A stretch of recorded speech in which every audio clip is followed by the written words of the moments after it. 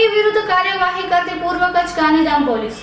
The Gujarat control of terrorism and organise crime act 2015 ના act હેઠળ નામચીન listed prohibition ગુનેગારોની ટોળકી વિરુદ્ધ કાર્યવાહી કરતી પૂર્વ કચ્છ ગાંધીધામ પોલીસ. પૂર્વ કચ્છ ગાંધીધામ પોલીસ દ્વારા સંગઠિત ગુનાખોરી ડામવા માટે મોટી કાર્યવાહી કરવામાં આવી છે. બચાવના નામચીન બુટલેગરો અશોકસિંહ ઉર્ફે મામા બાલુભા જાડેજા, ભગીરથસિંહ ઉર્ફે ભગી દુર્ગાસિંહ જાડેજા અને ધર્મેન્દ્રસિંહ ઉર્ફે શિવમ નરેન્દ્રસિંહ જાડેજા સામે ગુજસિટોક એક્ટ હેઠળ ગુનો નોંધાયો છે. અશોકસિંહ વિરુદ્ધ અગાઉ 14 તો ભગીરથસિંહ તથા ધર્મેન્દ્રસિંહ વિરુદ્ધ 12 પ્રોહિબિશનના ગુના નોંધાયેલા છે.